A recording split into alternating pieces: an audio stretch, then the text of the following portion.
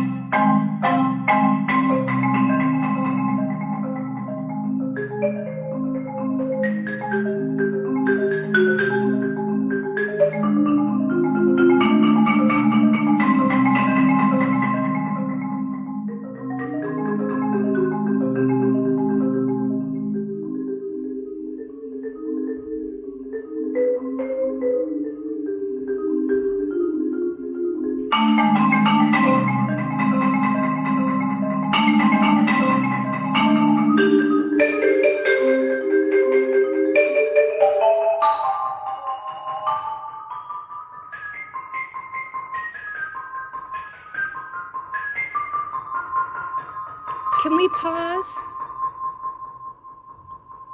Could we? Thank you. I want to pause because the score oh, there it is. Sorry. My score was going from page 1 Yeah, yes. to 18. So sorry. Now I found it wasn't working right before. But anyway, I have a couple things I'd like to say, and maybe then we can go on. Yeah. I'm having trouble finding a volume I can work with. Okay. So this piece, and maybe that can be said of all Keiko Abe music, Yeah. there's a certain Keiko Abe music in a way is almost a style unto itself, Yeah. right? It's almost a style by itself, which Yes. maybe is characterized by like extremely dramatic events that happen Yeah. that I think are supposed to be a little bit shocking. I don't always understand why it's supposed to be shocking. So I want to just talk for a moment about this style to find out what you have in mind as you play this. And what are you trying to paint? I'm going to just use the word like you're doing a visual painting, but what kind of sound world are you trying to make for us? Yeah. With this Uh, music? Do you know what I mean? Like what I'm yes. hearing these like very exciting, sharp things happening. Where does that come from in your vision of the piece? Yes. Actually, that's a I couldn't very hear you. Keiko Abe style. Okay, Uh, there, that's good. Yes, Hi. perfect. Hmm. Okay. Yes. Actually, that's a very Keiko Abe style, and actually, I'm a Chinese, I'm not Japanese, and I think in this school have some triple P and triple F, and so I play very and a very bum Right. bum. You're okay. Yes, that's why I do like that. Okay, that makes Yes, sense. So, maybe so you yes, wrote, yes, you're trying to make the most of that. Um, so some of my reaction to this is my personal hearing situation. I have very good yes, hearing, but I'm crazy sensitive to volume shifts. I, I like yes, to go from I love if I lean in and I'm like loving your soft sound and then you go yes. that's something, it scares me to death, right? And so Okay. to some degree, I bring this up because this is a personal thing for me, but I think percussionists in general need to think about audiences. We know, yes, it's a Yeah, Keiko thing. It's also a thing in a lot of other percussion yeah, music that to go from the very, very soft, the kind of if imagine when a whole piece is very soft and you can feel that the yeah, audience is all leaning in, we go to the performer like, wow, you're pulling us in. If you then in any piece, I'm just talking generally, if you then go yeah. smack and scare everybody and actually make them worry if they just hurt themselves, oh, we're in trouble Yes, then, I think. Right? So I think percussionists need to think yes, about what these gigantic contrasts mean for the yeah, audience and and what they mean for the trust we build with an audience listening to us, right? If you've built trust and I yes, want to lean in and hear all your details, then I don't want you to pull a bad joke on me and hurt me, right? So so I yeah, think yes, maybe one answer to this is the very first big scary thing yeah, should be a little bit less than the yes, next one, right? So that the audience has a chance to yes, see, oh, okay, I get it. This is going to be about very large contrasts. And if I have a yeah, chance to understand that, I'm prepared now, right? So I think that makes a better yeah, listening experience for people. Um, yeah, Now, the next thing generally, again, I stopped because my score was messed up with pages, but these are the main things I think about this yes, piece anyway, and we'll listen to some more too. Um, yes, when we go to the big, loud, dynamic surprises, yeah, if if the main thing we think about is, wow, that was loud, and even if you become more thoughtful about that, and like I was just talking about, maybe the very first time isn't crazy loud, but we have these big contrasts. If you're just thinking about being loud, yeah, are we yeah, going to are we going to hear the harmony very well? I'm worried we're mm, not going to hear the harmony very well. Right? Because yeah, if the number one objective, if your number one goal on the fortissimo is crazy loud, be scary, and you're playing with pretty hard mallets in the low part of the marimba, I'm not really hearing pitches very clearly. Yeah. So personally, I would pull away from the kind of typical hard Japanese marimba mallets. And I think we could get a little more modern and bring it into, like, let's use graduated mallets where you can hear the fundamental pitch of the notes better. Don't play quite so loud. Yeah. Make sure you know the Yeah. color of the chord and you're bringing the chord, right? So I think this is one way to elevate it. Are you right now you're Yes. playing it extremely percussively, right? It could be like Yes. I'm playing a little shaker and now I'm playing you know, a very loud tom tom. You know, I'm not really hearing pitches so much. Mm. Also, okay, then after the fourth line of the piece, we get into the yum bum bum bum. Is that about the right tempo? When it has the repeated G's. How just sing me Yeah. that figure? Can you just sing that first 12/8 measure? How you think of it? Just like this. Yum bum. But it's just sing the tempo for us. Yes, actually, I think the tempo. 1, 2, 3, 4, the, dun, dun, dun, Okay. dun, dun, dun, like Okay. that. Yes. Okay, so that's the tempo. Do you think in the meter or do you do? Yeah. I think I would like to hear the 12/8 a little more. I don't know. You could Yes. say, okay, maybe Keiko wants them more even. Maybe then it's more like a heartbeat. Yum bum Yeah. bum bum bum bum. But maybe I don't know. Maybe it could yum bum bum bum bum bum. Maybe I almost feel like there could be a nice feeling in a stately dotted quarter. Yum bum bum Yeah. bum.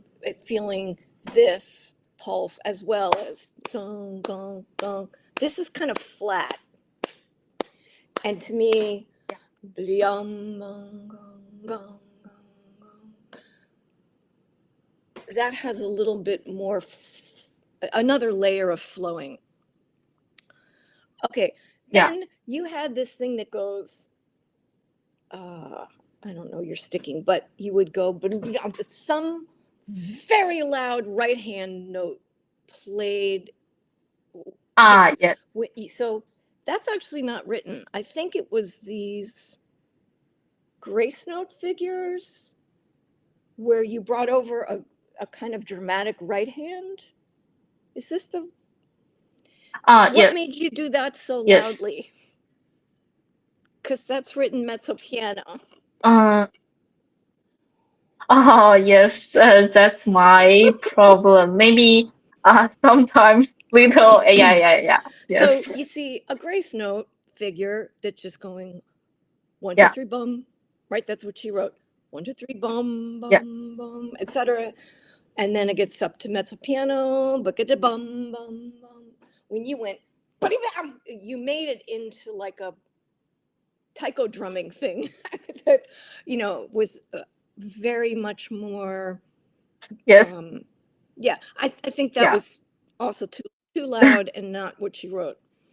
Okay, um, do Yes. you know, Ruby, where we just stopped? Because maybe if Tim can keep playing from there. Yeah, I think I can do that. Okay. At least I will attempt. Give me Yeah, 2 I'll try to seconds. I'll try to find it.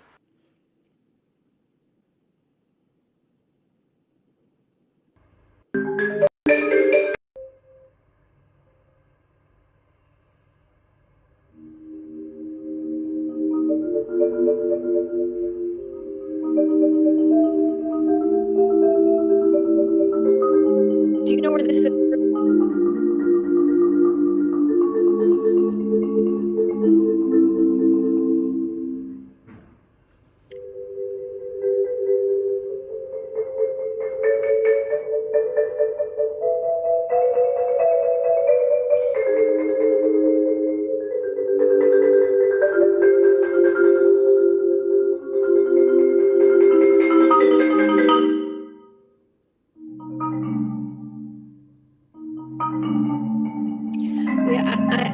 clue where we are. Do you have a score? Was that page 6? Yeah. Or 5 or later? Yes. Which page? Oh, wait. The area Tim was just playing. Yes. Maybe 7. Okay. Page 7. Oh, are you into the roles? Okay, great. Yes. Tim, if you keep going from there, I think we'll be good.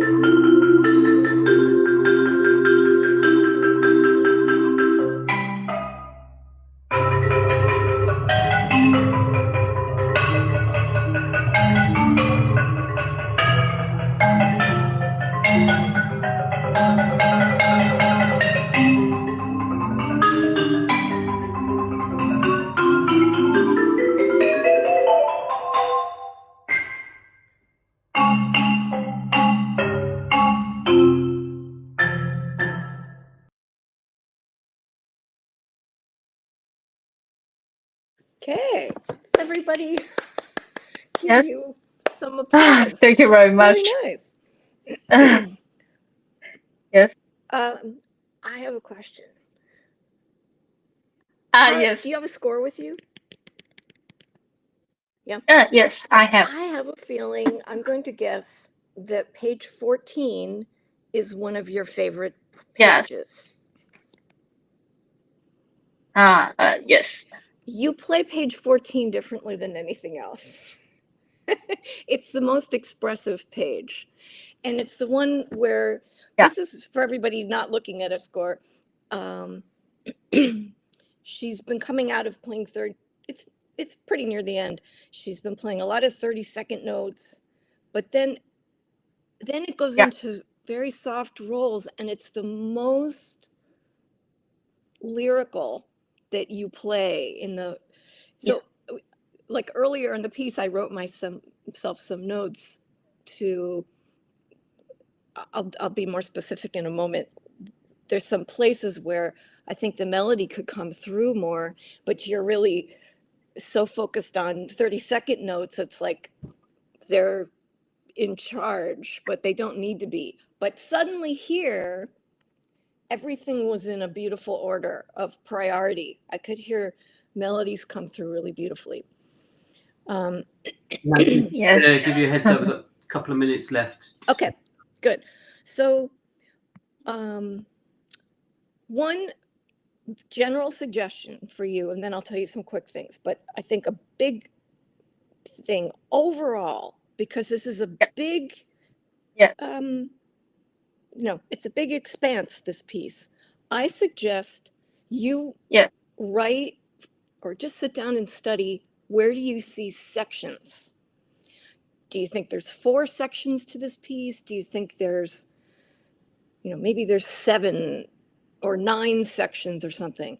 And sometimes I like to write a rehearsal letter, like rehearsal letter A or B, even though I'm not going to rehearse this with anybody. It helps me see, Yes. where am I in this statement? Yeah. Because when you got to a Yes. place like page 14, that's why it was so attractive. Suddenly it felt like this is a part. Yeah. And before then, it felt like sometimes you're doing this and then you do something else. And sometimes you don't bring us into the section you're in. And I don't think you feel you know where you are. I feel like you're doing a thing, and then 2 measures later, you do another thing, and you're just doing a bunch of things that you're supposed to do. So I'm pointing out this page 14 thing because you could even play page 14 and think, I want to, yes, let me feel why this made so much sense to Nancy and maybe to everybody. And just remember what do you love here, and try to put that sense of order into the rest of the piece, into sense of confidence about what you want to do. So very, very quickly, be careful when there's a lot of 30-second notes. We don't need to hear drumming. We need to hear the melody coming out. And sometimes you do things too loudly, like on page 11, the second half of page 11 is marked PPP. You played it FFF. So it was very much too loud. Okay. So, this is about these folk songs coming through. So when you hear the melody,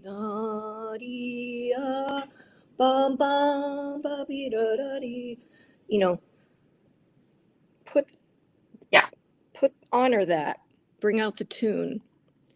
So that's pretty much the main stuff. Really be careful of why you're so loud. Are you loud because you think somebody thinks you should be loud, or that what are you really gaining from it? And make sure you're showing harmony. Also, be really careful about how loud you play bass notes with hard mallets. It's very distracting. It's so brash. It's really distracting from a piece that kind of has a lyrical focus, Yeah. actually, right? Yeah. So the very hard mallets and the low end take me out of that. Yeah. Yeah. But thank you for putting together such a big piece.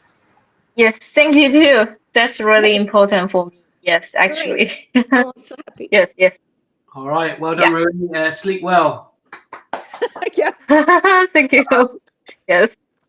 Great. All right. We're going to bring on stage Jared now. Okay. Hey, Jared. Hello. Hello. Hello again. Hello Hello again. again. We met backstage, so that's all good. But do you want to maybe say a little bit about what you're going to be performing? And Oh I'll my pick the goodness. video up. For sure. Oh, I didn't download this one. That's okay. Don't worry. Wait, I might have. That's all right. Do you want me to I think I have it in my iPad. But Don't worry. if you could I'm going to send you it send me anyway. the PDF. I'm going to send you it. Don't I'm worry. sorry, I thought I did all this. That's okay. Vermilion. No, I need it. You need it. That's Yep. fine. Well, in that case, Jared, for people watching at home, do you just want to say a little bit about yourself? For anyone that's not tuned in before. Yeah. So my name is Jared Collar. I graduated from Valparaiso University back in 2018. And since then, I've been playing in some orchestras, wind ensembles in the area. In the past year or so, I've been developing my solo career as a percussionist, doing some solo performances. I got a marimba last year, finally getting some resonators for it. So I'm planning on doing a solo recital this fall, and start doing some marimba solo pieces and concertos down the road as well. Yeah. What concertos are you working on? Last year I did an arrangement of, it was a compilation of George Hamilton Green's xylophone rags for xylophone and concert band. In Not getting November, I did Prometheus Rapture, which is a snare drum concerto with wind ensemble. In March, I premiered a xylophone concerto with Edition Switzer, and that was just called Xylophone Concerto Number 2 by Kale Roykier. So he passed away in the 90s, but someone found the unfinished work and finished it. And then in December and going forward, I'm playing a concert piece by Clifton Taylor for marimba and wind ensemble of some local high schools. Is that a composer from your area? Clifton Taylor? Yeah. I don't believe so. I don't know much about him. The piece was published in 2021, I believe. So it's been around for a few years, but still relatively new. Okay. Good. I'm all set with your score now. You got it. How did you find this piece, Vermilion Bird by Heng Liu? Yeah, I was searching for some newer, more unique marimba pieces. And I really like a lot of the offerings that Edition Spitzer has. So I found this, I was attracted by the cover art. They have nice cover art. So I checked it out. I listened to the recording. I liked how it goes through different sections, and all keeping the same melody. And I like the style of writing, the lyricalness throughout the technical passages. There's still a lot of musicality to it. Okay, great. Thank you. I think just to interject, the branding of the Switzer thing is quite a big deal, because I was very fortunate to come across Johan really early in his career, because originally it was his father's publishing company. Oh, wow. As well. But I invited him to Birmingham. I think this was 2006, and he came as Edition Switzer, and I think he had 4 scores. That was it. But everyone came to those scores because they were like, wow, this branding's like amazing. It's so lovely. Yeah. It's so lovely, the dark gray, and then any image fits there, so everybody personalizes it. I have a few things published by him too. They're so attractive. Yeah, they're great. He's doing a great job, Johan. All right, let's move on. So here we go.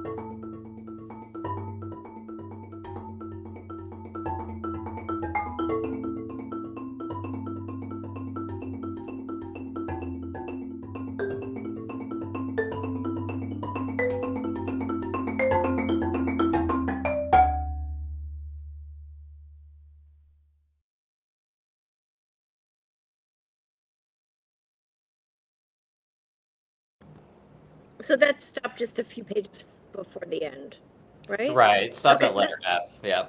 Okay, that's fine.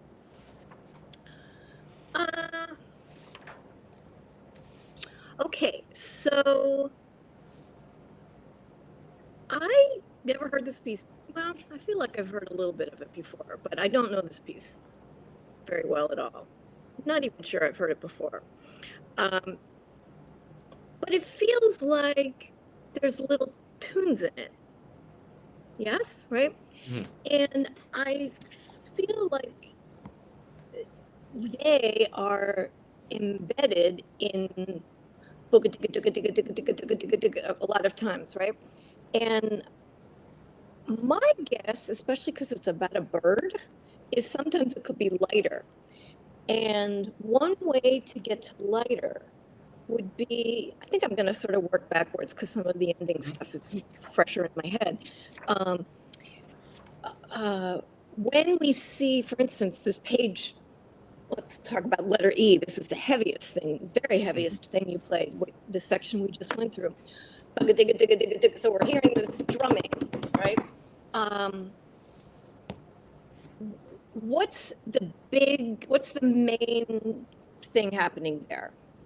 This is the biggest part, but what's the main thing happening there? The left-hand octaves that are descending. Exactly.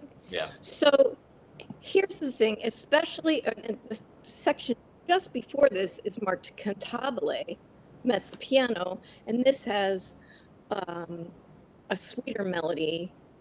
Can you just sing that? A D, the E, D, E. Yeah. I could get to the marimba, but just sing that simple melody. Okay,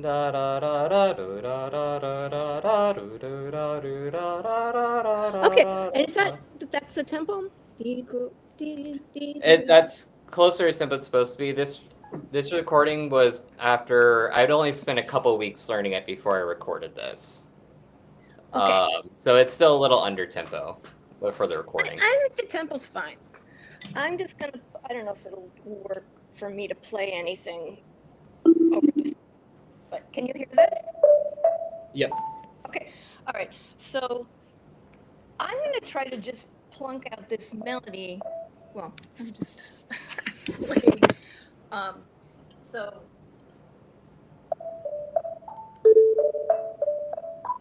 So instead of thinking of it eighth, eighth, eighth, eighth, like, could we think, I'm doing a little slower, and actually it goes,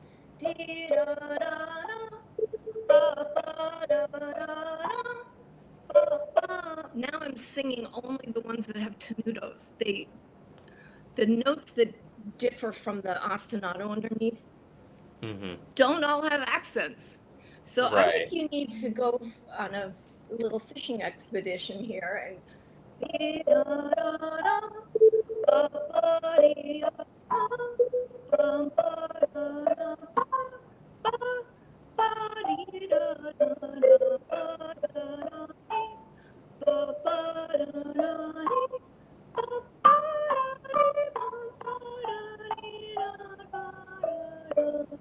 you see what I'm fishing out a melody, which then it's helping me by singing it. It's helping me feel the shape that could have, right? And then I think this brings you into a whole nother world that this could be, because right now you're looking at it very drummy. Like you're looking at it like number one priority is 16th notes and some things are going to pop out. And yeah, you have things popping out, but I would make number one priority quarter notes so that I would sing what I, just plucked out over. In other words, I would inflect dynamically every group of 4/16ths like this. Bugga digga dugga digga dugga digga dugga dugga. So that the 16ths inside the E-andas would all be in the background more. And you'd have Bogo digga digga digga. Let me sing you like the background rhythm. What I'm really talking about is changing your dynamics. Your dynamics are all right here. And like a good mix of a studio recording, of a band, right? You maybe want the singer here, but then you maybe want the guitarist here, and you maybe want the conga player back here, and then occasionally, right? So Right. this is why I'm singing this way. Dugga digga dugga digga dugga digga dugga digga dugga digga dugga digga digga dugga digga digga. And so here's the thing, when you, by not having dynamic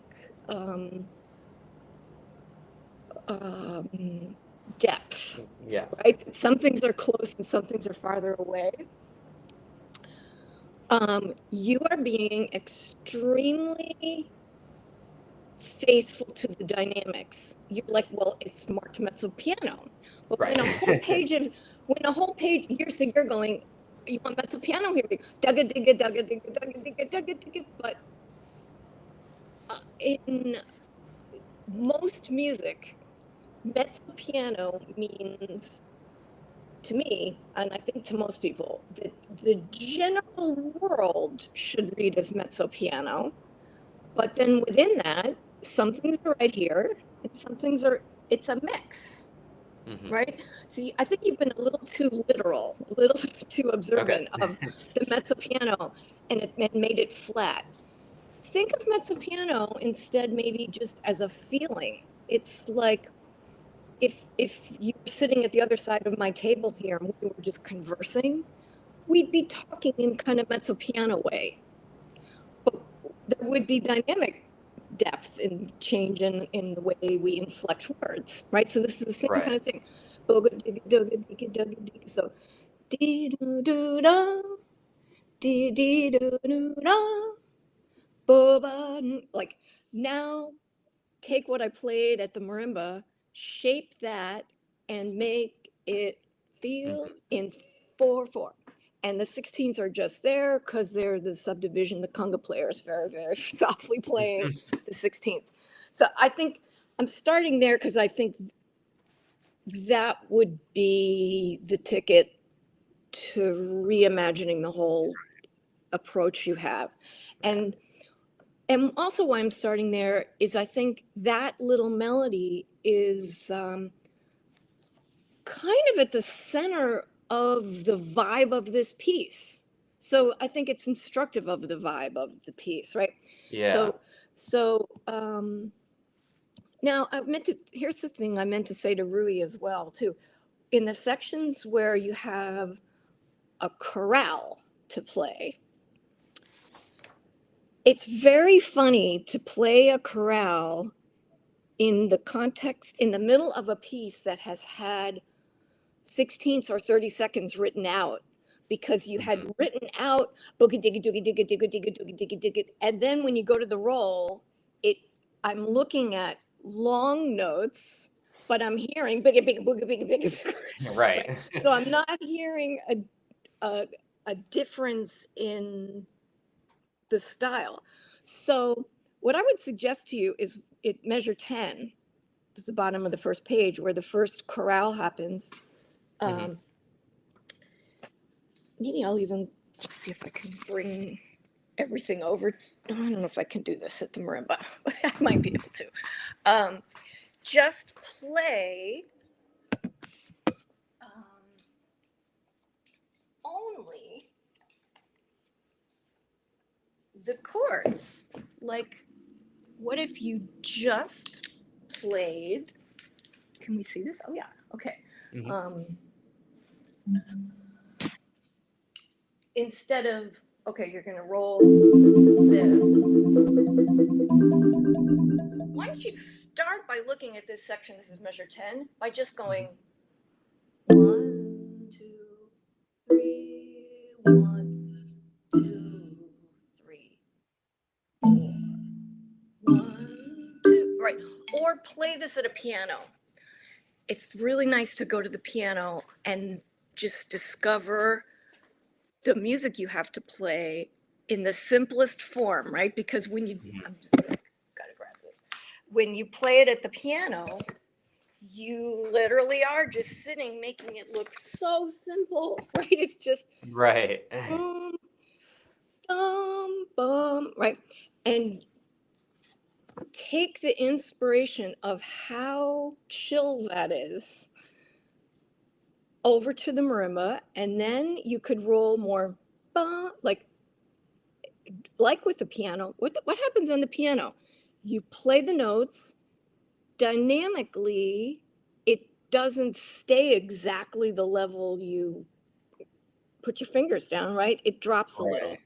Do the Right. same thing with how you roll so that you play.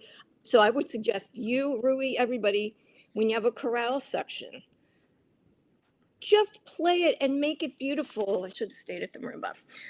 Just play and make it beautiful without any rolls first. Hmm. Shape the whole thing, like so. You could go.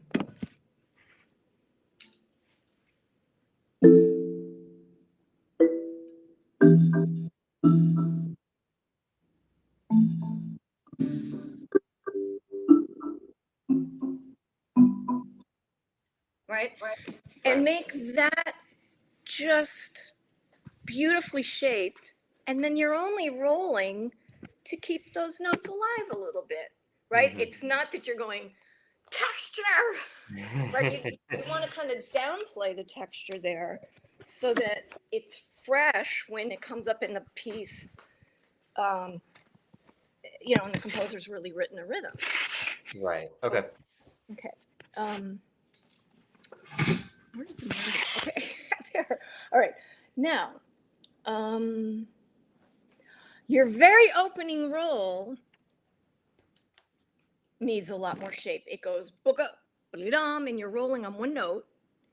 And you went from about you went from maybe forte to mezzo forte. It's written forte to pianissimo. Hmm. And a roll on one note should have more love in it. It's a simple thing to do, but it's an expressive thing to do. And you're sort of like, I'm supposed to alternate these. Okay, I did it for this long. Check. And I don't feel expression in it. But can you sing now? Because you're not going to be able to sing pitches. You're now going to sing for us the drama of what happens in the first two measures. Just sing the events. Okay. Budum. Do-ga-da-ga-da. But you didn't really hold it long enough. No, yeah. Okay.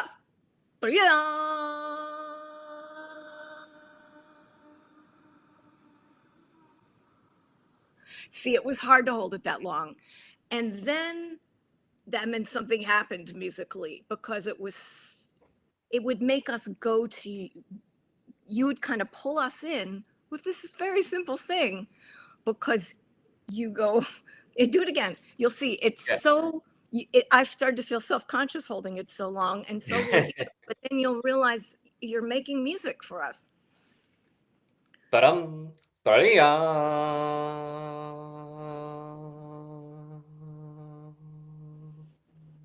See, that's a different kind of gesture.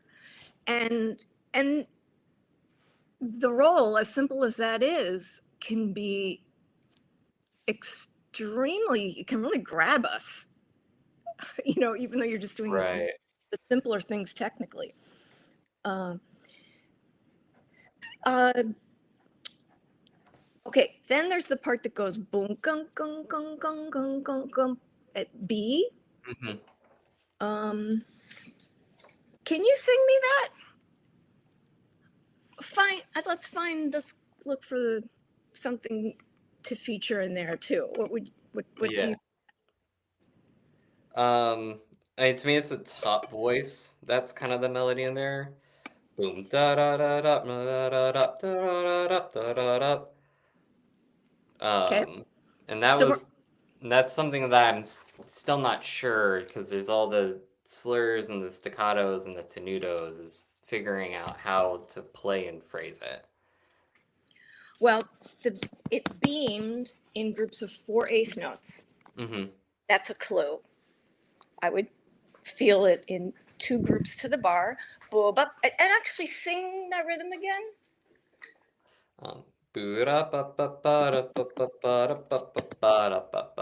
Okay, I love how you're singing it, but you don't play it that way. Right. So I would play it like you're singing it. And again, that may not have come to you because you feel like, oh gosh, it's marked forte and everything has to be forte, but everything has to be forte. The impression overall has to be forte. So this is harder to do now. Let's see.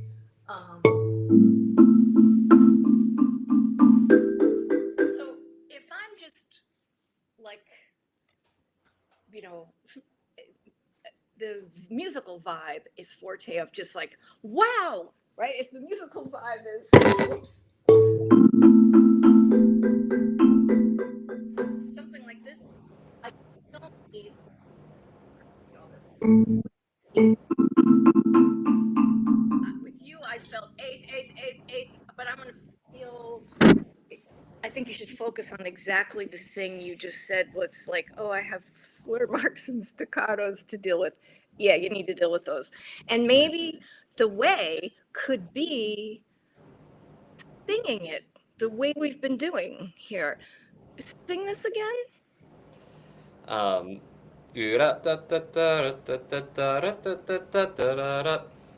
Bingo. That's what you want. Okay. So you got to play it like that so that that phrasing comes out. I think your approach has maybe been to be so accurate to the notes. Mm-hmm. You're missing the other stuff that gives them Yeah. character, and you know it all. Yeah. Yeah. I think, like I said, I'd only been working on this for about 2 weeks before I recorded this. So I think I was memorize, get the notes down, and yeah, I didn't. Yeah. And I had never recorded it, so I never listened back to hear all those things. So yeah, that's definitely gives me a lot of things to think about for sure, that next level of stuff, which is good. Yeah. Yeah. All right. Sorry to cut you short. We're on a timeline, so Okay. apologies, but congrats, Jared. Thank you. I just say one sentence? Of course. Well, maybe it might be 2, but let this be, you know, this is an interesting, instructive moment because it was impressive you pulled this together that fast and memorized and recorded it. But do try to fish out the musical idea from the get-go, from starting to play something, so that because now you got to go rethink it, relearn it. It's a little harder to get out of your head. Yeah.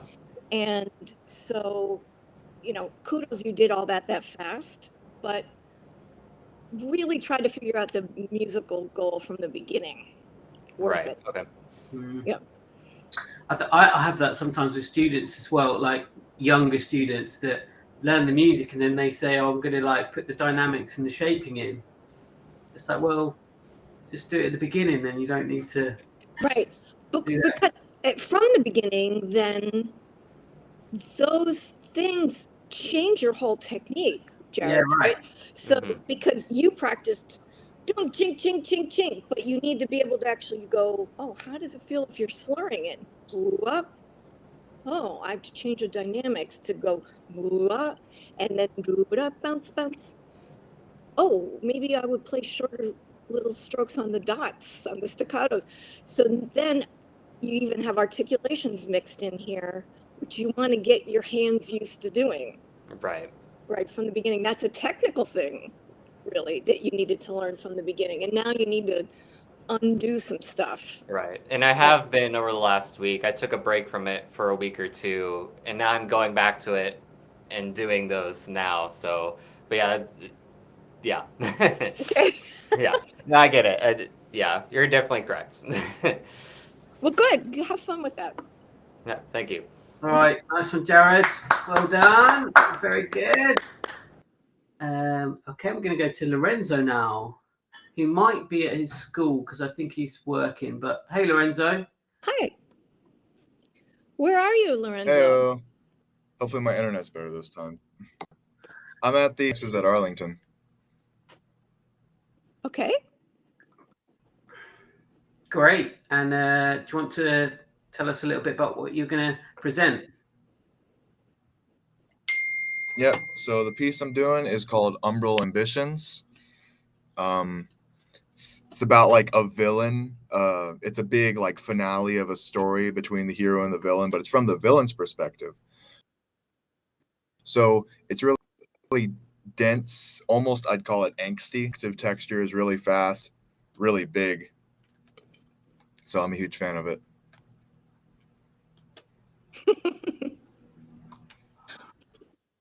All right. What do you know about this composer? Do you know anything about Joey this composer? Flynn, Megan Campbell, she's presented some of this stuff. He went to Berkeley. He does a lot of film music. Yep. He took my class. He marched DCI. Right. Big drum corps guy. Mm-hmm. Okay, good. All right, let's have a little listen. So there's a little bit of lag because I think Lorenzo's at his school and there's like a festival where everyone's using the Wi-Fi. So just go slow on the chat, but I think we'll be fine.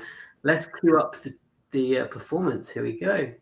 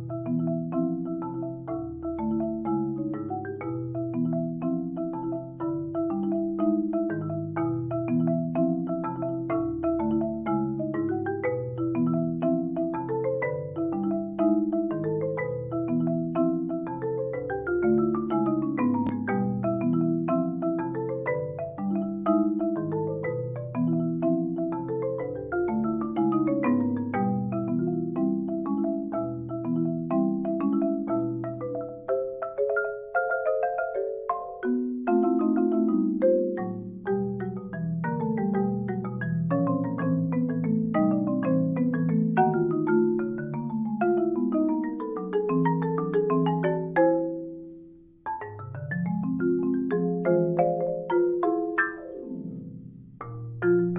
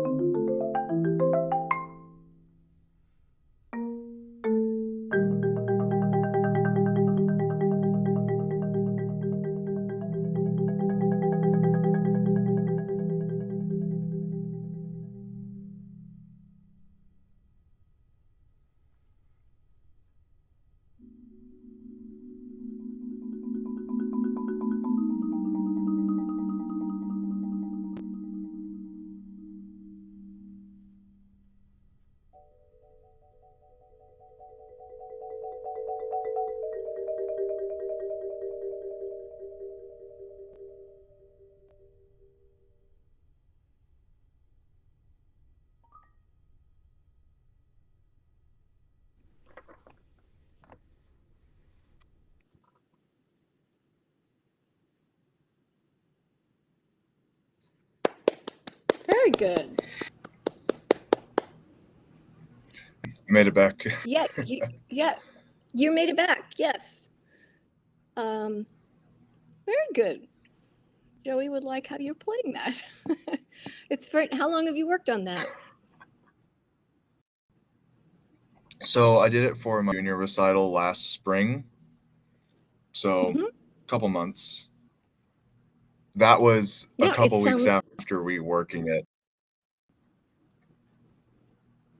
What kinds of things did you rework?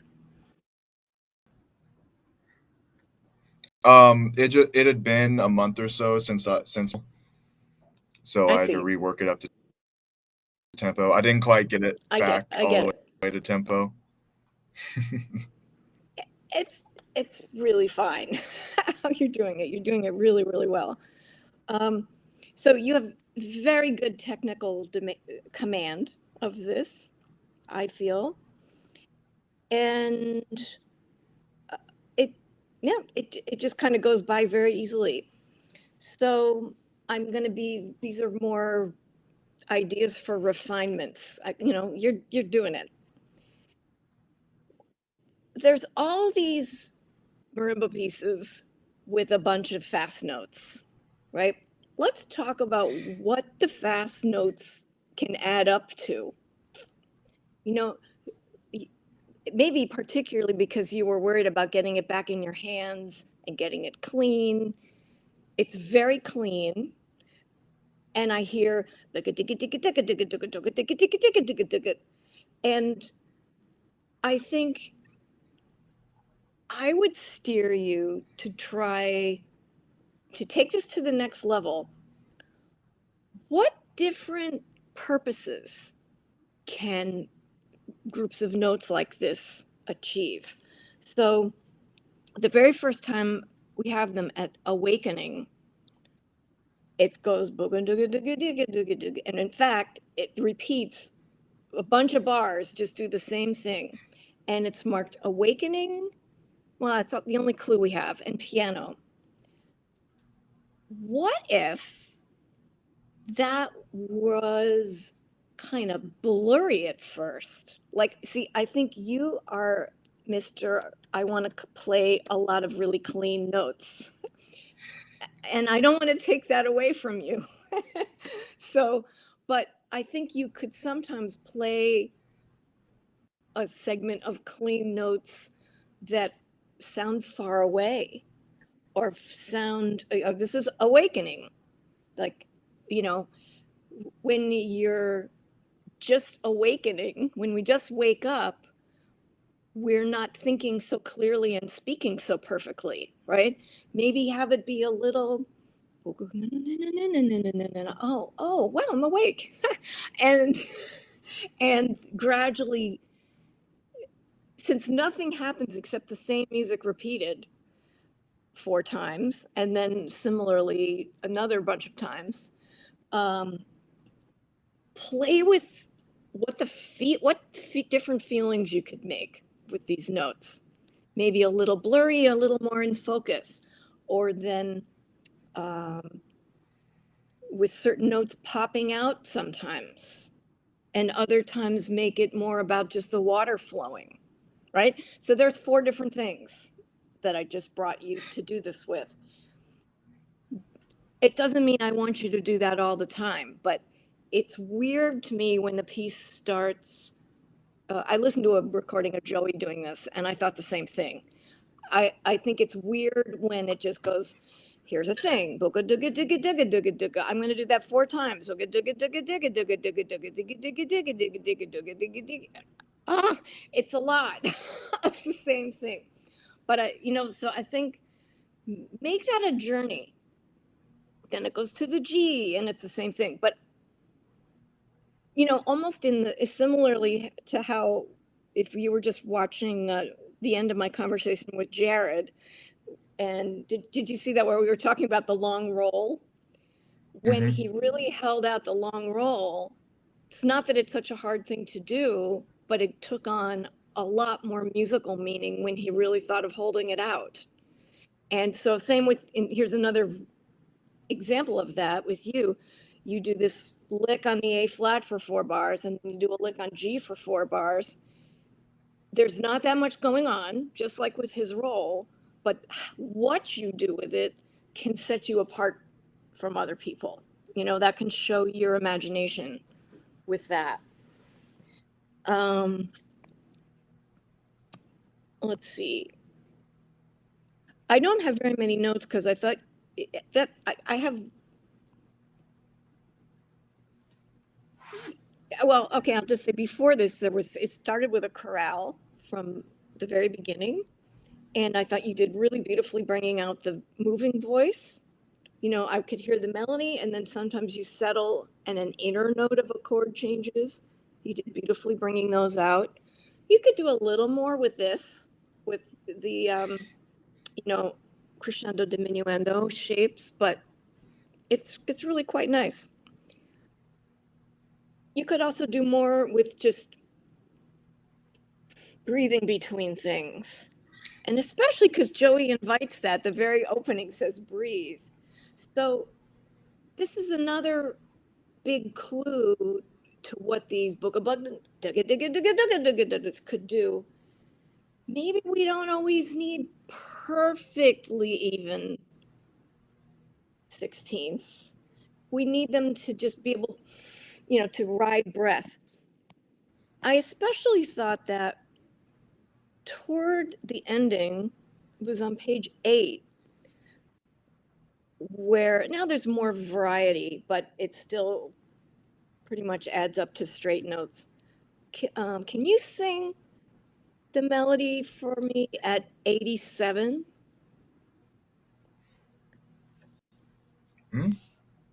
Okay. Because I was thinking, rough sing. Yep. Yeah. So the dun dun dun da da da dun dun dun da da da dun dun dun da da da dun dun dun da da da da. Perfect. Okay. This part, again, big picture, we're fishing for what to do with all these continuous notes that are written in rhythms. And to me, the rhythm of straight notes being featured all the time gets tiring. It makes it feel like, what world are we in? And this moment especially, what you just sang to me has sort of a classical music drama to it, or it sounds like a John Williams film score. So it sounds like film music, right? And if a conductor were conducting an orchestra doing that, dee boom boom ba da dee dum bum ba da da dee bum ba da da ba, they might sing in groups. I'm actually singing with some different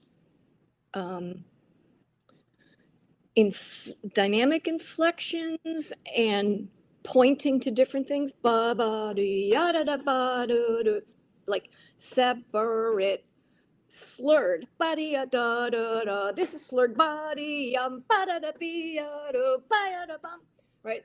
And I'm breathing a lot, and I'm kind of trying to sing with a lot of breath to get ideas. And I was also phrasing some things together. It's not that you don't do that, but I think you could do more of that. So in this spot that feels more to me like film music drama, if you allowed yourself to sing as a reference and maybe as an inspiration, and then see, yeah, I've already proved I got great rhythm. Instead, I'm going to, know that maybe one way to make it a little more dramatic could be to play with the time a little bit. That's really what's happening with how I've been just singing it. I'm singing all the correct rhythms, but more in a way that would happen with a conductor and a unwieldy large orchestra wouldn't be playing as ding as you're right. So I think you could make the marimba take on another, open up the style from drum corps to, or, majestic orchestral timing. It's timing, really, right? Do you know what I mean? I think you do. Yeah. Yeah. Yeah.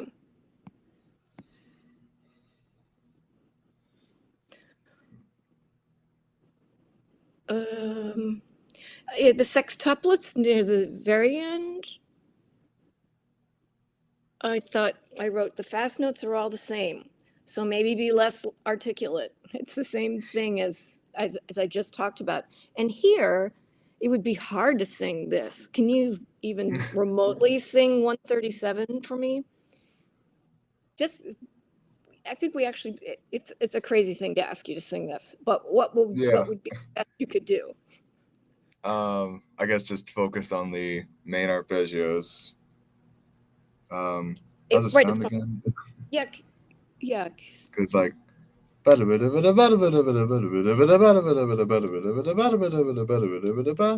Okay. Well, let me raise. Do we even need maybe we just need dee do ba ba da da. Maybe you could sing eighths instead of sixteenths. See, I'm just looking for ways to take the percussion out of it a little bit sometimes, right? And so singing, see, there's an example. Instead of singing, that's the percussion. And if you go, that brings it into lyrical. If you're focusing on the eighths within that and letting the other notes just be underpinning. So I'm coaxing you to,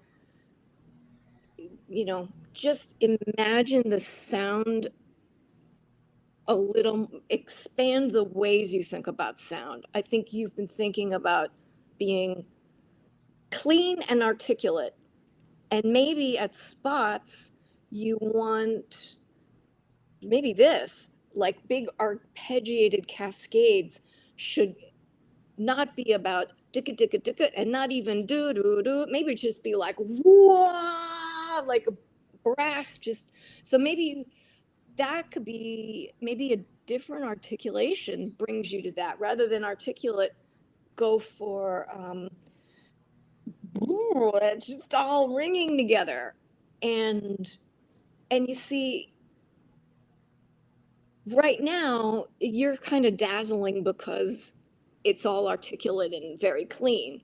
But I think you could be dazzling in more ways, right? You could be dazzling in like how did he just make like this barrage of sound? Wow, it all just,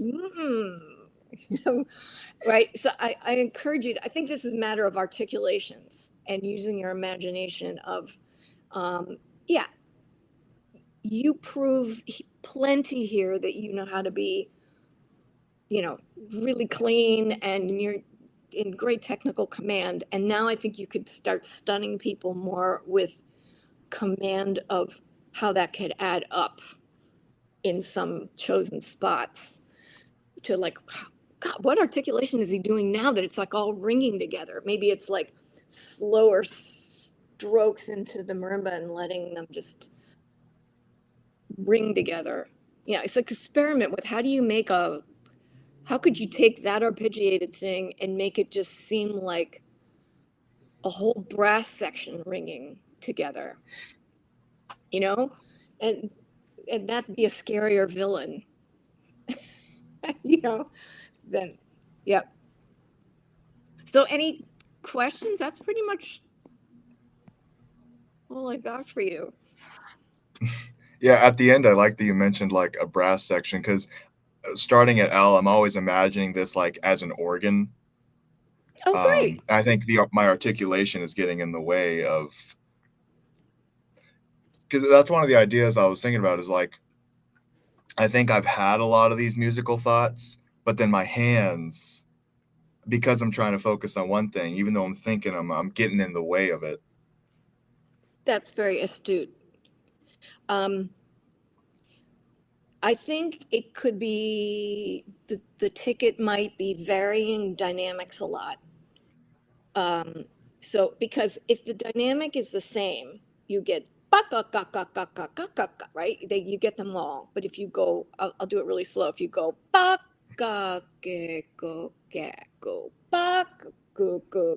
right? That first thing's still ringing. You'll.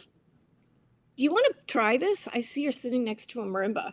I don't know if it'll work to play live. This marimba can't hit that range. I don't have my full-size marimba here. No, that's okay. But do you know what I mean? Like, you have to play around with which notes can be ringing out, and then which 3 minutes left, Nancy. Perfect, Tim. Which notes can be ringing out, and which ones get ghosted a little bit, but just add to the hot fudge of it all. Right? So, yeah, because I hadn't thought of that. That's how you make it add up. How you make a group of 6 octaves blend into hot fudge is that you don't see them all as separate pieces of chocolate. You have to melt it together and like there's enough stuff ringing. Blah, blah, blah, blah, blah, blah. You actually want to be different enough in dynamics that some things get buried and mashed up. And then you have a different tool in your hand. Then you could be throwing us dotted quarter notes or quarter notes or dotted quarter notes. You're throwing us this thing that has 6 components inside it. And it's, yeah. So maybe think about that too, that putting it into bigger globs. How do you do that dynamically? I want you to globify this piece. Okay. But it sounds really good. The chocolate metaphors are great. I think we're going for hot fudge sundaes tonight. Yeah. I think that's the move. No, yeah, like talking about how sometimes some things need to get buried in the texture to allow for other things to be the focus. Yeah. Good way to put it.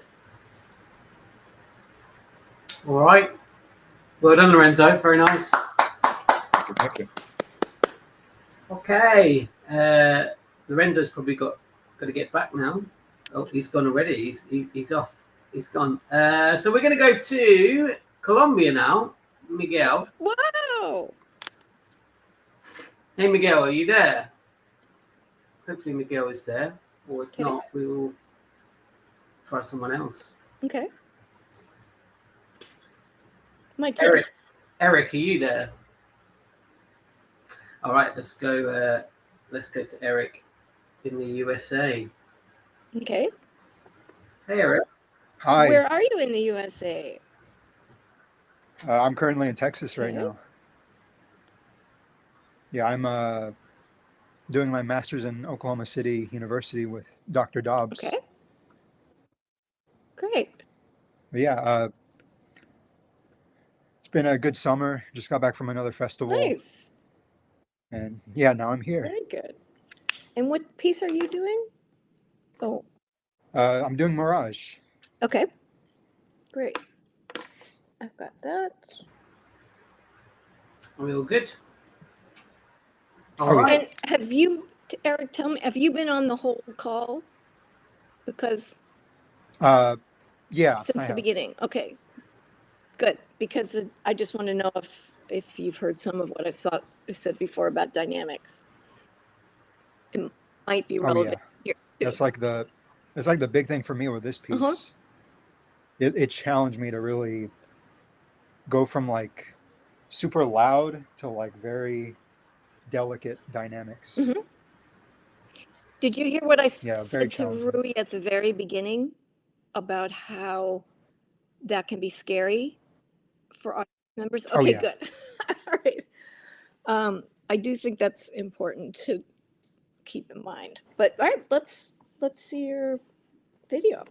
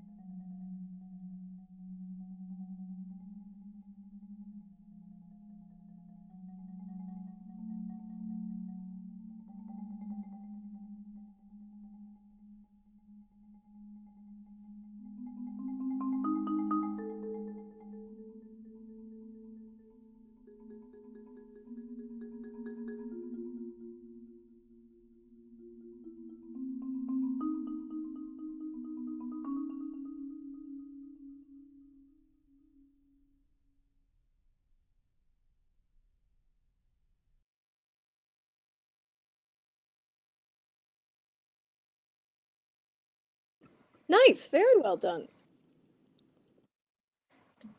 Oh. Thank you. I forgot to tell you, this was an excerpt. Oh, it's My okay. I think it maybe said that somewhere. Yeah, it did. You did write excerpt. That's fine. Okay, I mean, I have an assortment of little things. I, just things for you to think about. Well, tell me some thoughts you've had already, and you've obviously put a lot of thought and care into this. What's your, how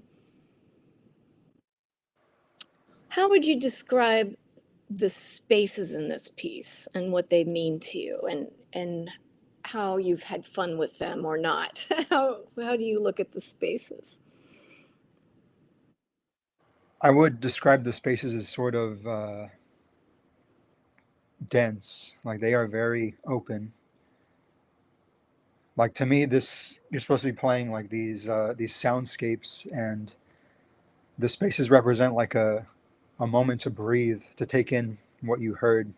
Oh, I like that. To take in what you've heard. And that's how they're dense. I like to use dense for spaces. Right, so they're full of implication. Yeah.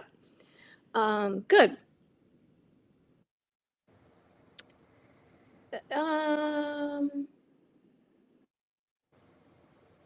How do they differ? Like, well, are there any that you want to just release the sound and let everybody, just we're done?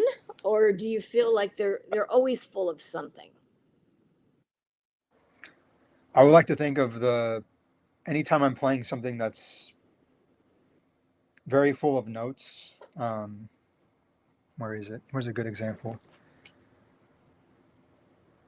Like, let's say the 1, 2, 3, 4, the fifth line of the first page, going into that fermata. I think of it just like when I'm rolling, I go all the way into like niente, to nothing, and I try to like slowly dissipate each time that there's some sort of space. But when we have like a long one, like the one at the beginning, the first line,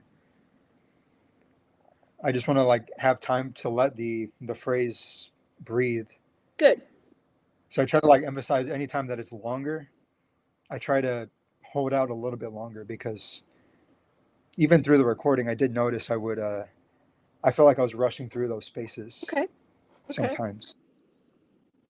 No, this is excellent.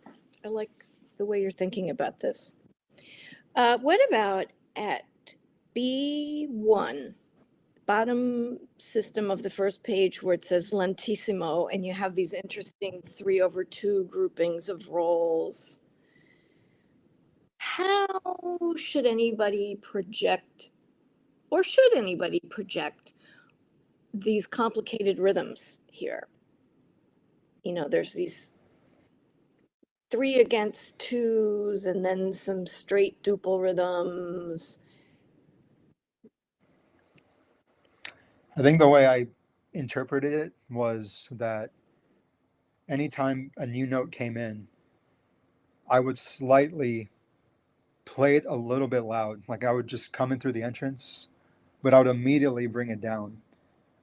Like I wouldn't try to pop through, but I would try to emphasize that this note is coming up. I got all those.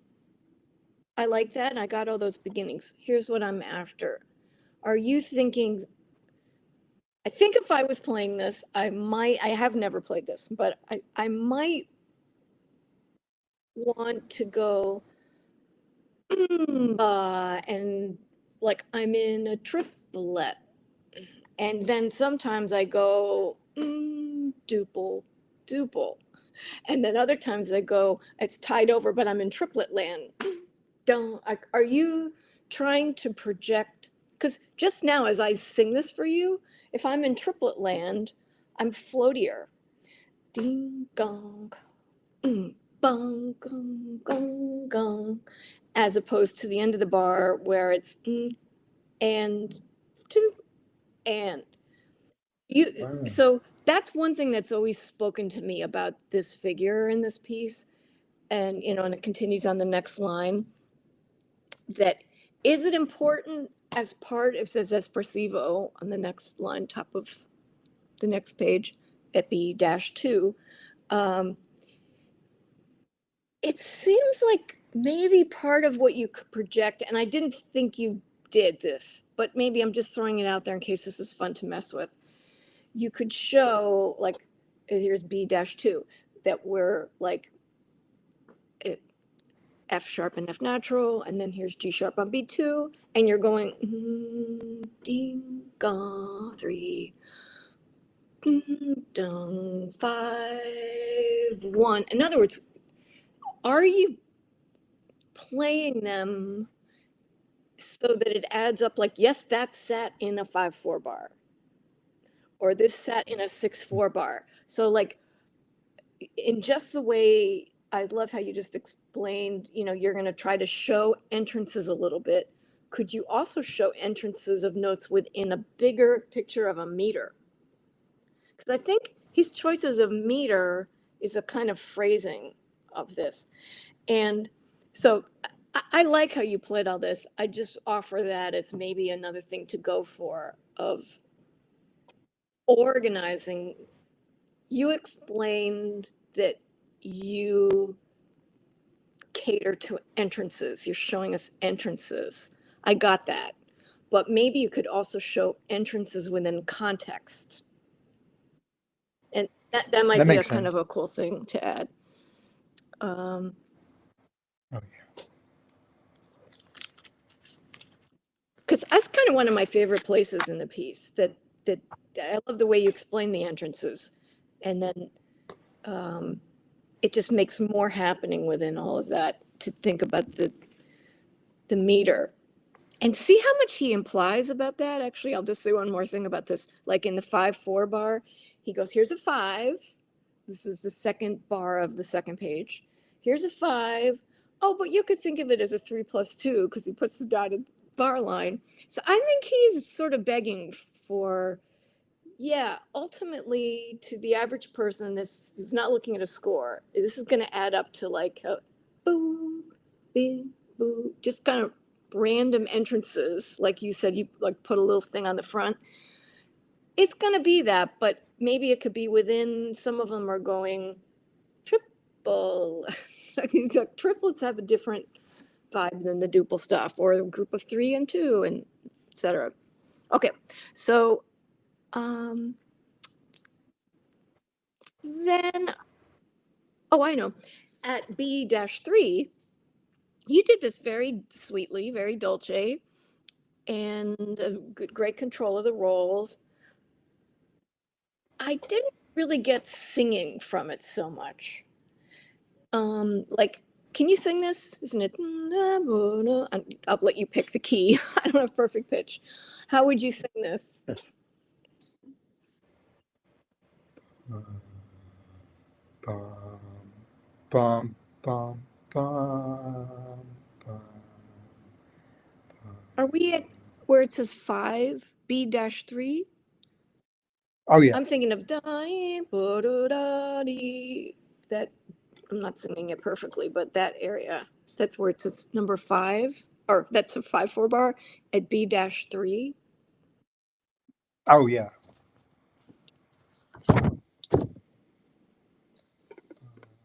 Bum, bum, bum, bum, bum, bum, bum, bum, bum, ba-dum. I still don't know if we're in the same place. I'm gonna go B-3. B-3. I feel like you're singing me a different rhythm. Is it? It goes.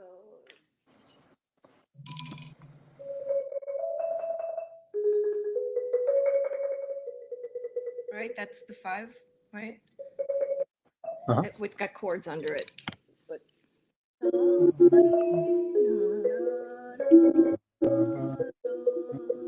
Here's the system.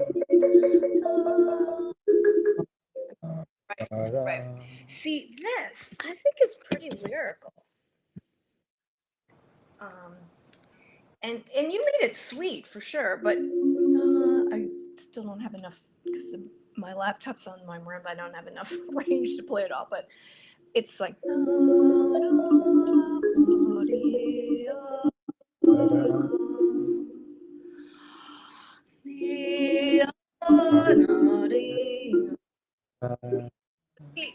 As I sing it, I'm kind of getting inspiration from how I have to breathe to get through it, right? So I just think you could, you're playing it really sensitively and smoothly, but I would bring singing into it. And because he says dolce, he also says a little faster and somewhere between 60 and 62. So see, I think that's another hint. He's sort of after what I just did of like, yeah, doesn't have to be a metronome.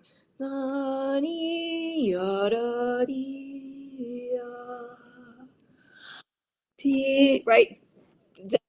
Between 60, 62, I think is our hint of like, yeah, you don't have to be a drummer right here. Yeah, and I think I sung it slower too. Yeah, when you sang for me, it was even slower. Yeah. Speaking of slow, a little bit further down this page, the second page, 2 lines from the bottom, last bar of the line says lento. And I always, when I'm teaching this, I always think, God, how is anybody supposed to telegraph that we are now in a slower tempo while you're just holding a note? We got no, right? But this is one place I might therefore in a live performance do something a little touch theatrical. Like get there because you're going and you could almost like you're cueing somebody in a chamber piece. What's the new quarter note?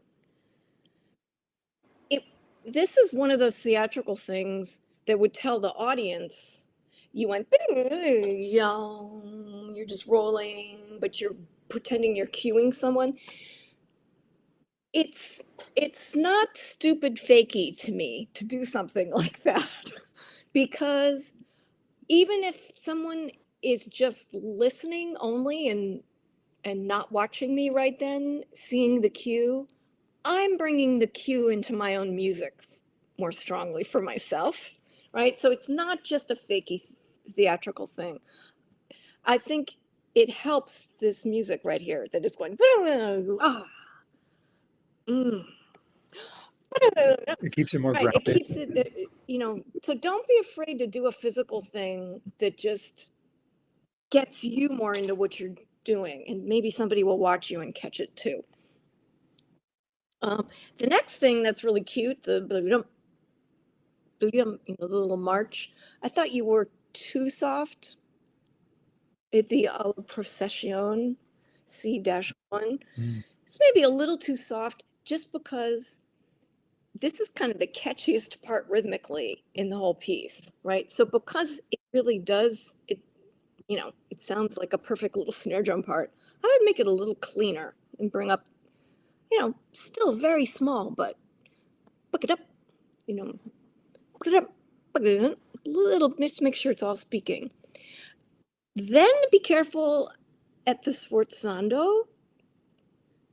I don't know if anybody would disagree with this, but I wouldn't play that so loud. You made me jump out of my chair right there. Yeah, I saw it. I saw it and I was like, oh no. Oh no, that was the oh no moment for Nancy. Yeah, so sforzando is actually in the dynamic family, not the, sorry, sforzando is in the articulation family, not the dynamic family. Sforzando is a kind of articulation, so it's really like a different kind of accent. So if this was an accent within piano, you wouldn't make me jump out of my chair, right? It's an accent within piano. It does not mean forte. It just means like really give it a kick within piano. Okay. Right. Okay. Whereas the next thing he really wrote, fortissimo and accents, that's where I should have jumped out of my chair instead.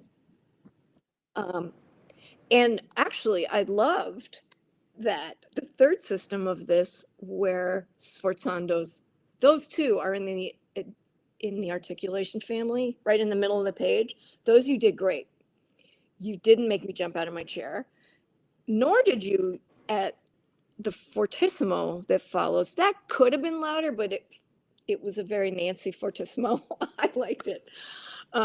So, and and I think it's smart when you're in a part of a piece that's been very soft for a long time, and this would relate to Rui with some of the Keiko Abe piece too.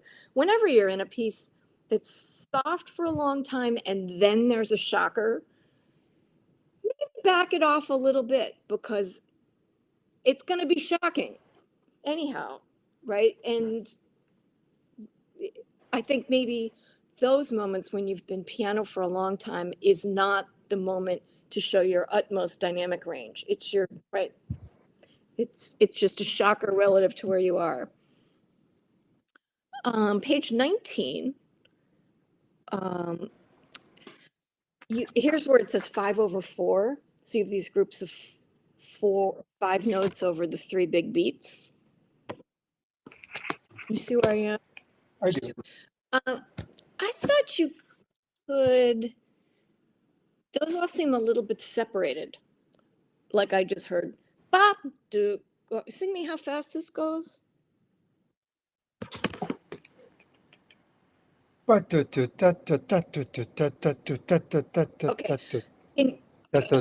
So those are sounding, even the way you're singing it, like that, all these separate notes.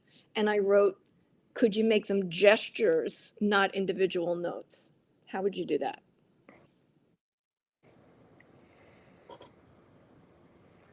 That's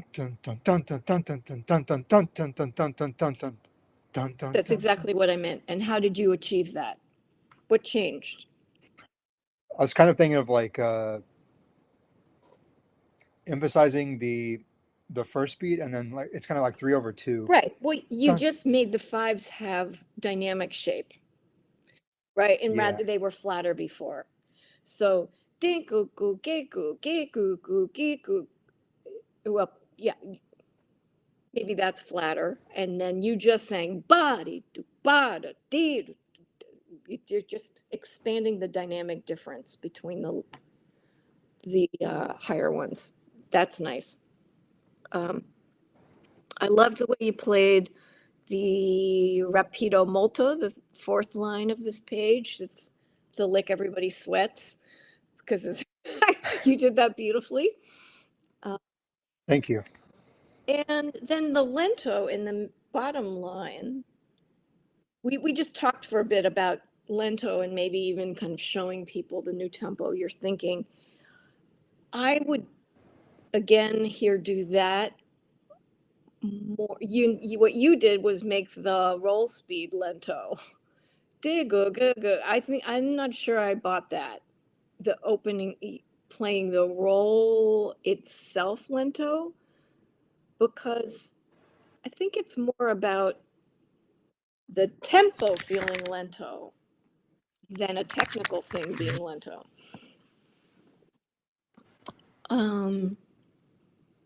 Okay.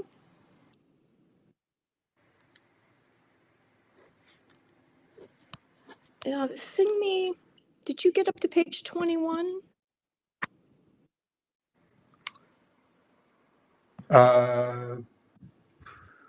This, I don't think so. I think I stopped at the okay, I think, I stopped at all right, E1. I just realized that. I thought I had some notes written, but I thought that's not from Eric. These are from someone else. So yeah, so we covered it all. But you really have a nice feel for this. Do you like the piece? I do. Yeah, I kind of like imagine it as like just very dark, very reflective, very, I don't know. I guess when I played it, I was at a low point, but it like helped me like refine my musicality. Oh, how interesting. So that's kind of how I like it, because I connected to it at that point.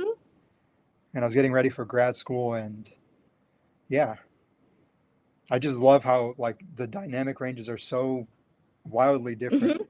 Like they challenged me so hard. Yeah.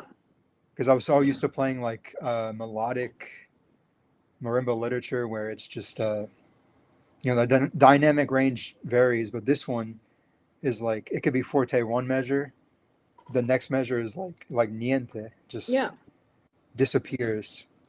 Yeah, you bring up an interesting point because when people are first getting into playing more modern music, a lot of people have an aversion to it, if you've been playing more melodic things. And it's interesting that you brought up, that you were at some challenges in your life, and then this was fun because, and I've seen other people get into more contemporary music similarly. In a way, more contemporary music is more like your day, more like an average, in our lives. We're like, oh, I'm really stressed about this. Oh, I just got a text. This is kind of more like life in a way of what we're thrown challenges, and then we can be really contemplative after a series of things. And so it's a very nice way you put it of, you found your way into this because it was like, it's kind of nice with my life right now. Yeah. Yeah, it was very scary, but I'm glad that I tried it. Excellent. Good. And have you learned the rest of it yet? I have. Good. I just cut it down just for this was time. perfect for our purposes today. Yeah. Well, good. All right. Thank you. Nice one, Eric. Very good. All right. So let's see if Miguel is with us in Colombia. Hey. Hello. It works. Hello. Hey, Miguel. How you doing? Sorry? Are you okay? All good? Yeah, good. I'm super excited. Nancy, hello. Hello. Great to meet you. I'll leave the two of you to chat for a minute. I'm going to keep the video up. Okay. Thank you, Tim. So tell me a little about yourself. Where are you in school? Okay, so Miguel, I'm from Colombia. I finished my master, and my idea with this application at the WPG is to try to connect with a few of my heroes, honestly, because I'm trying to keep growing on my education. So I'm aspiring to get into a DMA in the US, and that's why I've been choosing videos of me performing some pieces that I think that I maybe can do in auditions for DMA. Sadly, I know that I think you guys you Nancy don't teach a DMA. That's super sad, but yeah. Anyway, I want to try to show you a little bit of Merlin because I really like the way that you play. I got your sticks for the first movement, and yeah, that's it. Great. I'm excited to hear this. Well, this is one of my favorite pieces, and I have had Andrew Thomas come to Boston 4 or 5 times over the years to coach some of my students playing it. And I pulled up my copy of it that has notes in it from sessions with him. Oof. So I'll be able to quote some things for you. But I have talked to him about this piece a lot. And so I'm always excited to work on this piece with people. This is only until bar 120. Okay. It's not the second. It's only the second movement until 120. Yeah. We'll have plenty to talk about, I'm sure. Thanks. Great. Yeah. All right. So let's watch your video.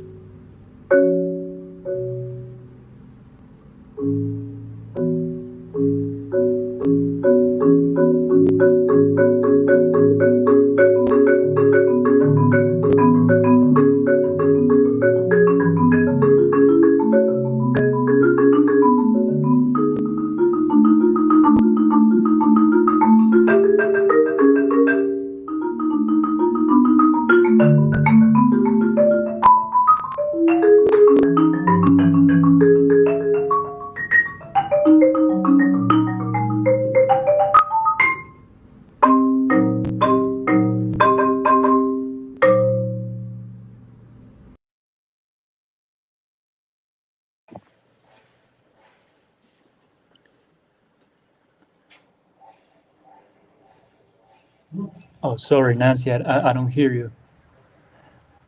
Mute. Got it. Okay.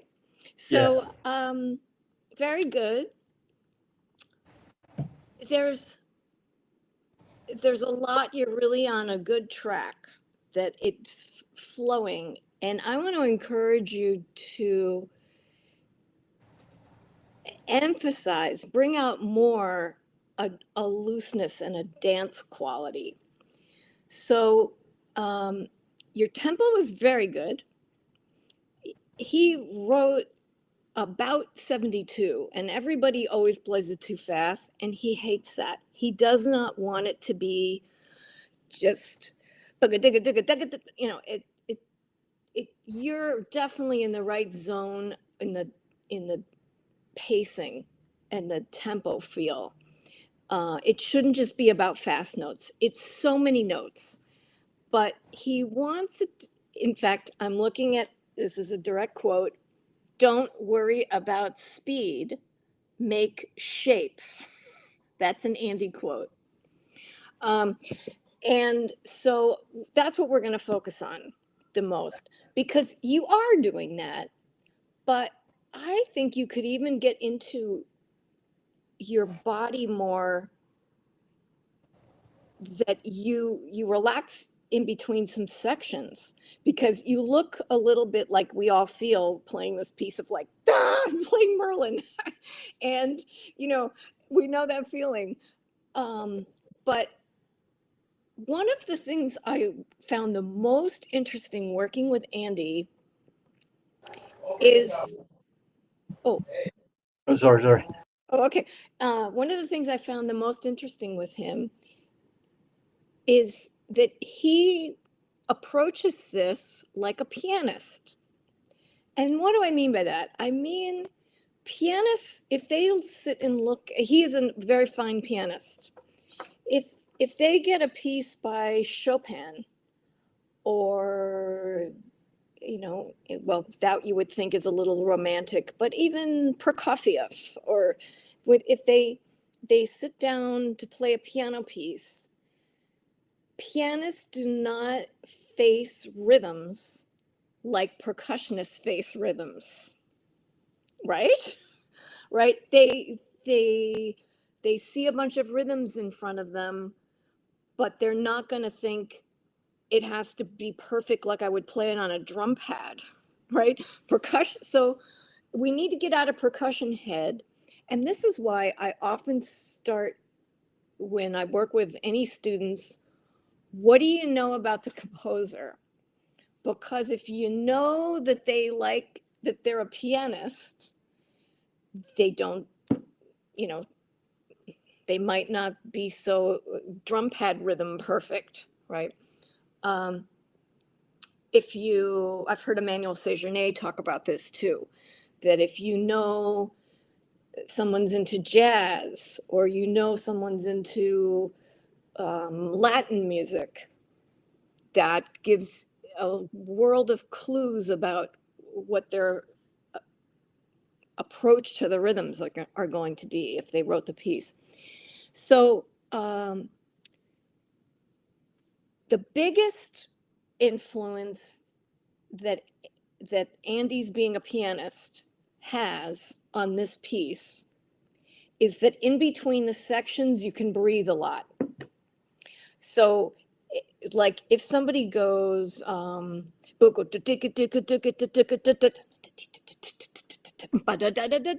might be one place you should count. But now I'm going to sing for you right before 37.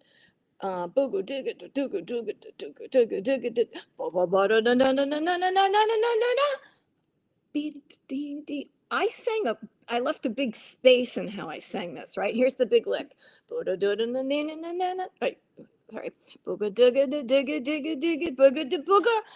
Andy always says right there, oh, leave a little space, because a pianist would.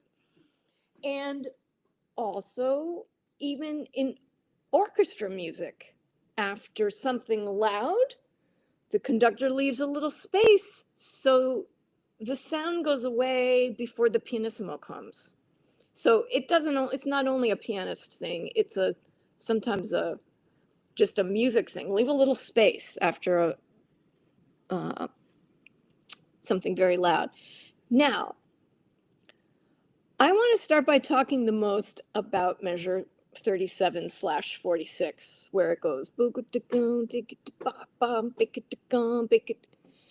This is a grouping of 3 plus 2 plus 3 plus 2 plus 2.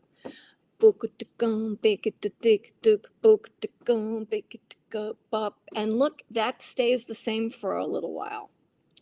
Andy, here's a quote from Andy. Get this feeling in the entire movement.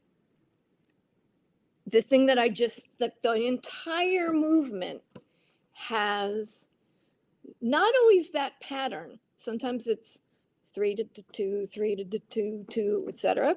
Sometimes it's moved over one note, and instead of starting with the 3 group, it starts with the 2 group.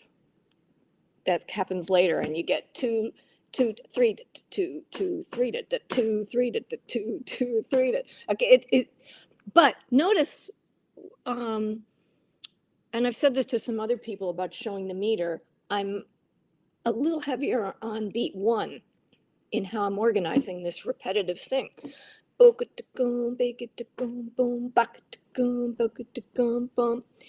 And so that's one layer of what's going on here. Another layer of what's going on here is these tenuto notes. So in the left hand, it goes F, D, B, F, D, B, F, D, B, right? And I always bring out, so Andy likes those brought out a lot. So the which is led by your right hand, should be so soft. And almost, I do it sort of dead stroke. Just and then over that I go F, D, B, F, D, B. So you really have to bring out those 3 notes. I bring out the B quite a lot, the highest one, because it's right up in the range of all the other notes, and it won't stick out if you don't bring it out a little bit. So I could go play that for you, but I don't know if it's gonna come over so well anyhow. So I'll just keep singing. So I wrote here, this should be more mysterious. You weren't soft enough. And going back, I was saying how you look like I'm playing Merlin. And so you're gonna leave a break. You're gonna and then also loosen up your body and just get. What if you were now gonna just play a conga thing? So you're playing, getting into it physically. You're playing a big dramatic lick, and now you're just going with boom, boom, happening over the top. So I encourage you to just sort of feel in your body. How can you just pull back and make this look easy as it sounds chill and easy, right? And so that's why this moment is so important in the piece. I think you should start practicing from measure 37 and practice this stuff that I just talked about the most, because it's a really complicated balance that I just talked about, because there's feel in it too, right? Right. So, if you play drum set at all, yeah. So, like if you had to play like a really tasty drum set thing and pull back a little, that's, to be really tasty is tricky. So that's what this part should feel like. And then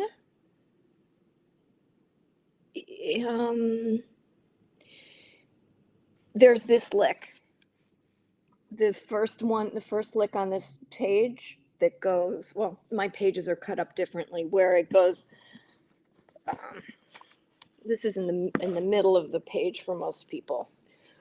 Can you see the top line? Oh, here, the top line of this. You know that lick? That's Yeah, I'm a just hard gonna lick. look in. Yeah. Okay, that's a hard lick. There is a version of this. I think you're playing it from the original score. Yeah.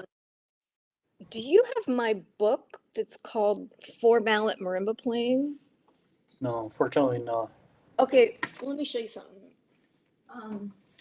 In this, in this book, in the back of this is a chapter on this piece. So here's a chapter on this piece, and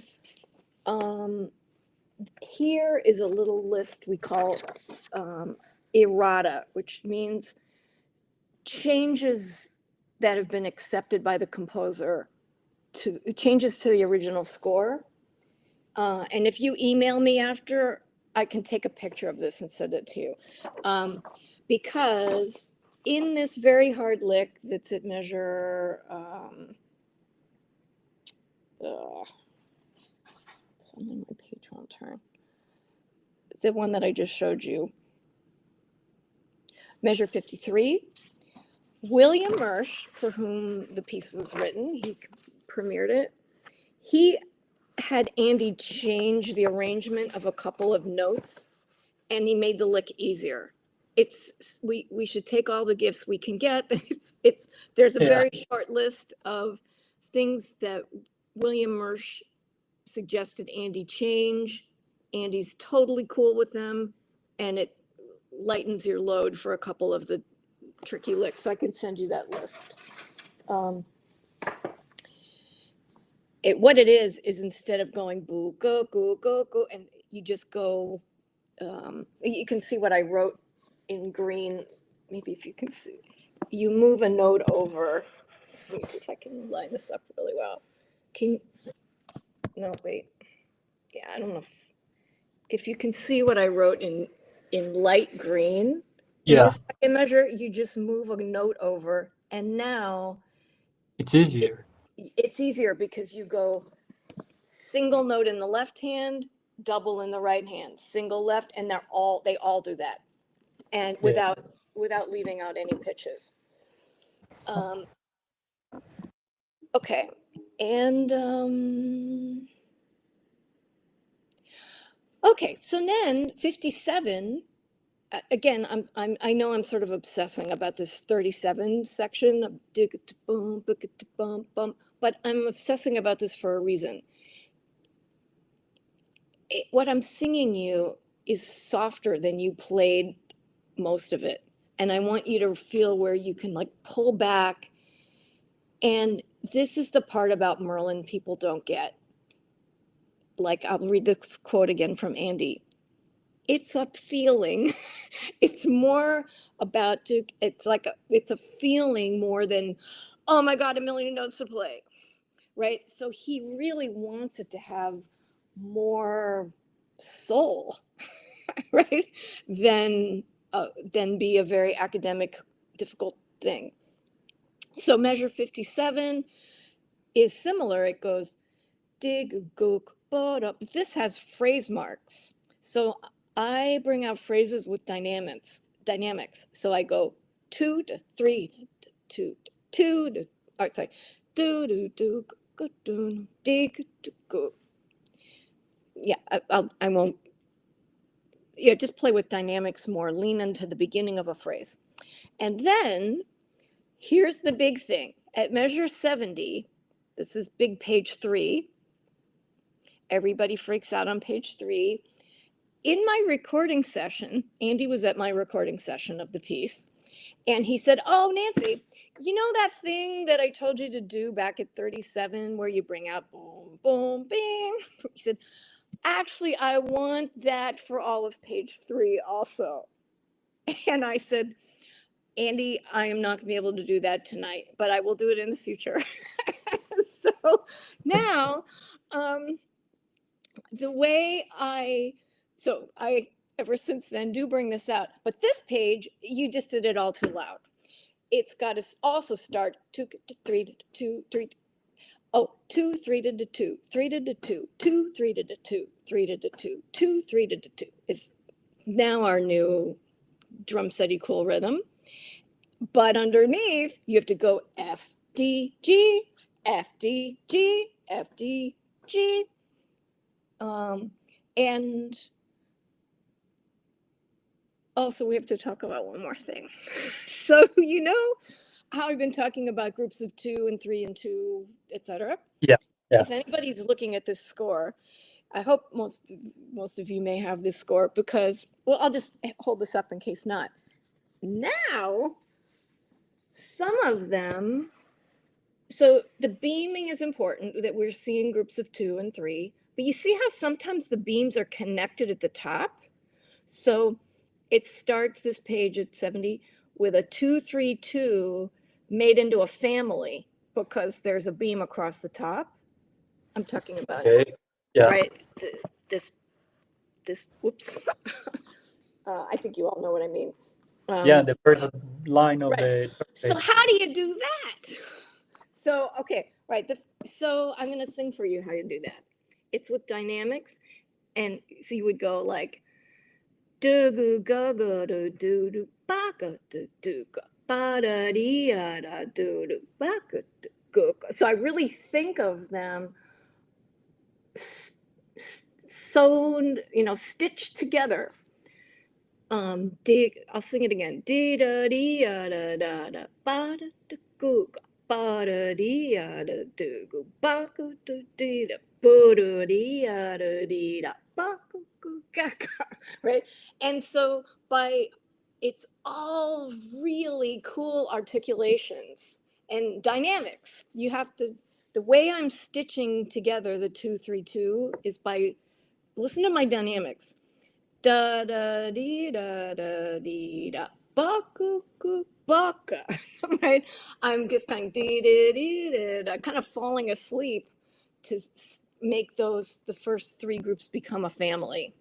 Sorry, Nancy. A question about this. You also, the way that you're singing it, I feel like you're connecting like in 2 parts, like da da dee da da da, and the second part is almost like 1 and 2. Tika tika. That Right. one is connected.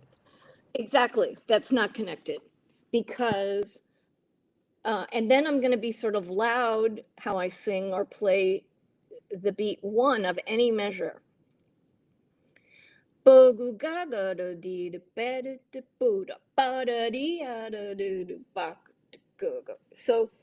this is how, it's almost like if someone was going to sing, what's a Brazilian feel? What's a soca feel? If you were going to sing different drum set feels, this is sort of akin to that. It's sort of similar to that. Like he made this he made this feel up in this piece, and it changes in different parts of the piece. And that's why this piece is so deep, I think. And it's missed. A lot of people miss this. One reason people miss this is that it's so hard. They're very quick to memorize it if you're good at memorizing. And then you miss this whole thing, right? If people just like, oh my God, I learned the notes and they're memorized. You only are ever going to realize this if your nose is in the music a lot.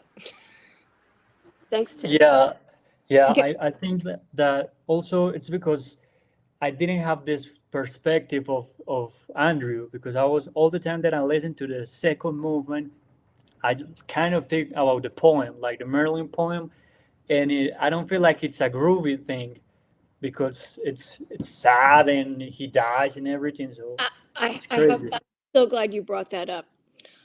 So the Merlin poem is sort of a problem with this piece. Here's why. When Andy gave this piece, first presented it to William Marsh, the title of the piece of Merlin, the title of Merlin was 2 movements for marimba. And Bill Mursh said to Andy, "That's a terrible title. This is a very interesting piece. I want a more interesting title." And Andy was like, "Okay, I gotta think of a title." And on his bedside table at that very moment was this big book of Edwin Arlington Robinson poems and he happened to be on Merlin at the moment. He was reading Merlin, and then he thought, oh, I guess kind of the vibe of this poem is sort of close to my piece. I'll just call my piece Merlin. And it was no deeper than that. So it's so funny to me when people write like doctoral theses on the connection of the poem to Merlin, because there's no connection. The real story behind Merlin, I was sort of amazed. He told at one of my marimba festivals, I'm not running my festival anymore, but in 2015, I invited him. And to a large group of people, like 60 people, he said, as he's gotten older, I feel this piece is like, this piece, I don't know where it came from. This piece is a special one. And he said, the real story behind this, I know this from him telling me more and more. He had a very, very difficult childhood, and his mother had some, he said, I would stand at the top of the stairs every morning and think, what mother is waiting for me in the kitchen? The sweet mother or the incredibly scary mother? So like his life was frightening, his childhood. And so sometimes he's just called me, a couple times he's called me and said, I just, like maybe 5 years ago and 8 or 10 years ago, he said, Nancy, I just realized this piece has more of my soul in it, of my whole life, than any piece I've written. It has the most, the deepest pains in my life are in this piece, like the struggles of my life are in this piece. But the beautiful thing was he told this group of 60 people this story, and then he said, if you have your own story, that's fine. You don't have to use my story. I love, make the piece your story. I don't mind telling you the truth of my own story, but it is ultimately a big picture, important window into the piece to look at the notation. That's why I started with that, because the notation is him saying, oh, my life had so many details of, that's why it's so detailed. It's not just a little thing he wrote, it's his whole life. It's a new perspective for me. That is amazing. My mind is blown right now. All right, mine too, to be fair. That seemed an appropriate time to end the stream, because it is 8:30 my time, UK. Nancy, thank you so much. If you bear with me for 1 second, I'm just going to end the live stream. Can we keep... You'll stay where you are. That's